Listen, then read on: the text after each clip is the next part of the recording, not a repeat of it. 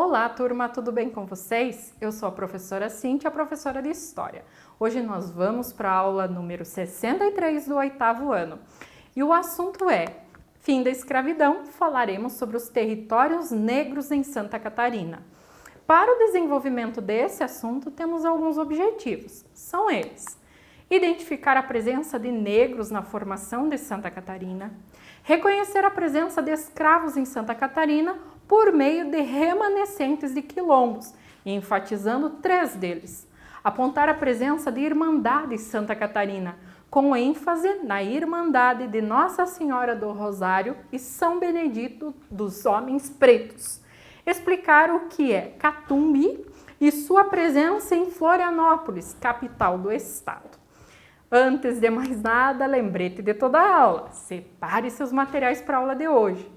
Você irá precisar do seu livro didático, livro de história, caderno de história para as anotações das principais informações, mas também para a realização da atividade, assim como lápis, caneta e borracha. Tendo todo esse material em mãos, podemos dar sequência a essa aula. Embora seja, sim, com menor representatividade, a cultura negra sempre esteve presente na história de Santa Catarina.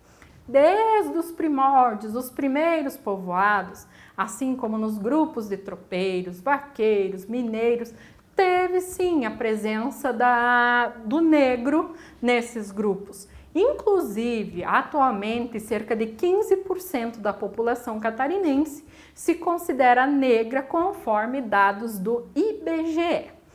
Mas, como que a gente percebe a presença do negro na história de Santa Catarina? Até a questão da mão de obra escrava. No trabalho das lavouras, nos afazeres domésticos, até mesmo há registro da presença da mão de obra escrava na pesca da baleia, entre outros afazeres que eram executados por estes.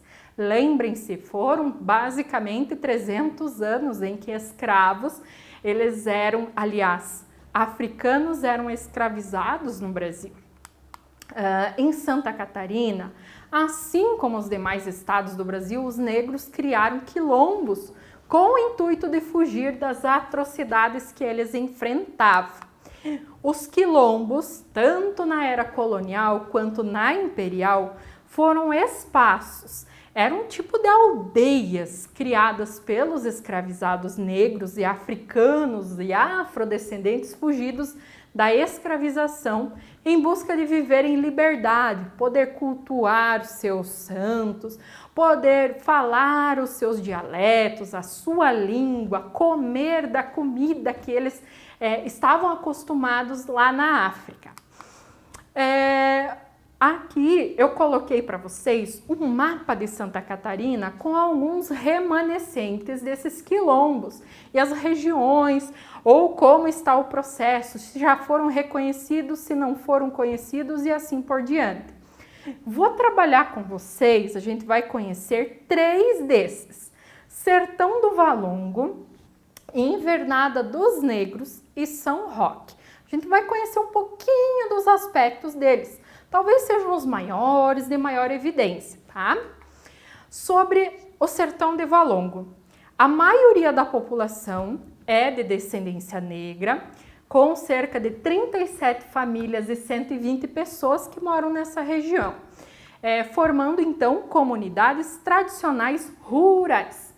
Foi reconhecida como comunidade remanescente, ou seja, que ela tem, no passado foi um quilombo, em dezembro de 2004, pela Fundação Cultural Palmares, que é um órgão vinculado ao Ministério da Cultura. A origem do nome, Sertão de Valongo, é atribuída ao fato do sertão significar um lugar distante, e Valongo, na verdade, deriva da junção das palavras vale longo, que seria a característica do relevo da região. Depois de um passado católico, que foi muito influenciado pela catequização europeia dos séculos atrás, A maior parte da comunidade hoje é adventista do sétimo dia, ali no sertão de Valongo. Já a invernada dos negros.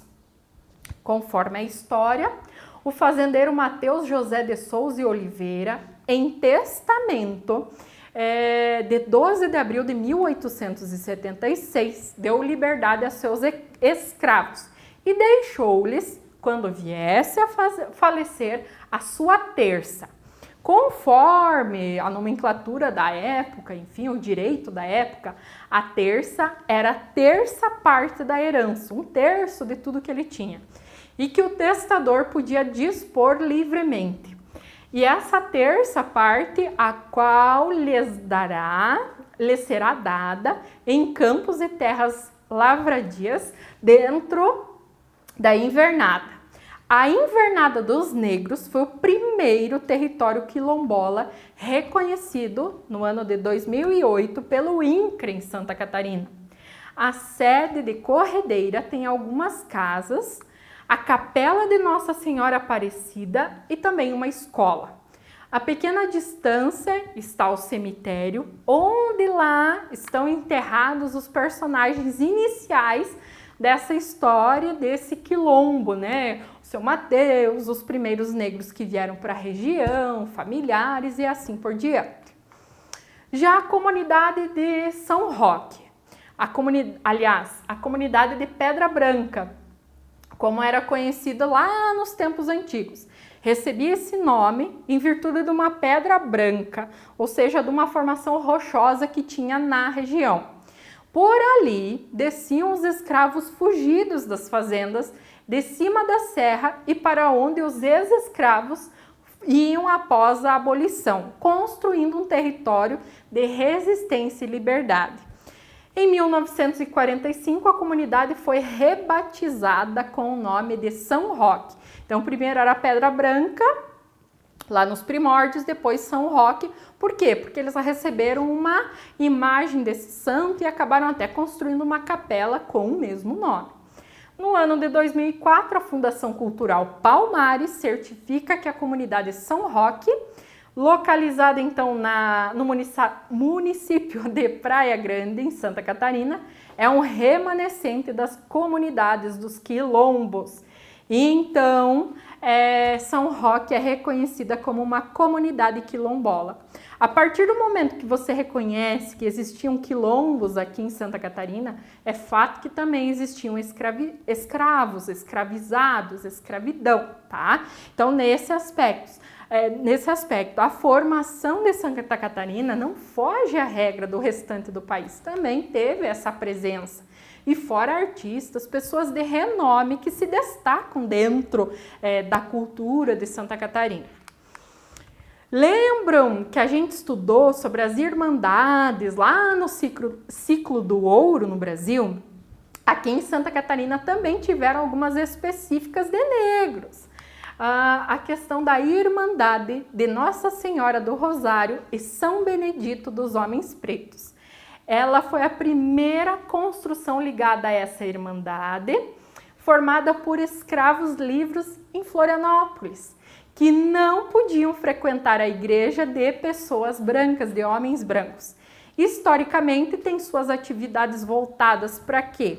Para o atendimento dos negros e também de afrodescendentes. A ideia era catequizar os negros sem integrá-los com os brancos. Havia também uma preocupação com a alfabetização dos integrantes dessa irmandade, para vocês terem uma noção dos objetivos dessa construção. São várias as contribuições dos negros para o patrimônio cultural do Brasil e de Santa Catarina. Vamos conhecer o cacumbi, que resulta da evolução e junção de elementos de outras danças e folguetos. Catumbi, cacumbi ou outros nomes que ele também assume, é de origem africana, representa a luta entre duas nações negras, os reis congos e os reis bombos. É dançado em homenagem a São Benedito e Nossa Senhora do Rosário. Os cantos, eles são chamados de marchas e marchas fogo. e ainda são acompanhados por música de pandeiro e batuque de tambores em várias toadas. A dança do cacumbi ou ticumbi é uma manifestação da cultura popular afro-brasileira e simboliza a guerra entre duas nações negras em sua origem. Em Florianópolis resta um único grupo de cacumbi que é dirigido por João Campos, que substituiu o capitão Francisco Amaro, antigo dirigente do grupo que faleceu no ano de 1991. Aqui coloquei uma imagem de mais ou menos como funciona, mas tem vídeos, tem outras imagens na internet.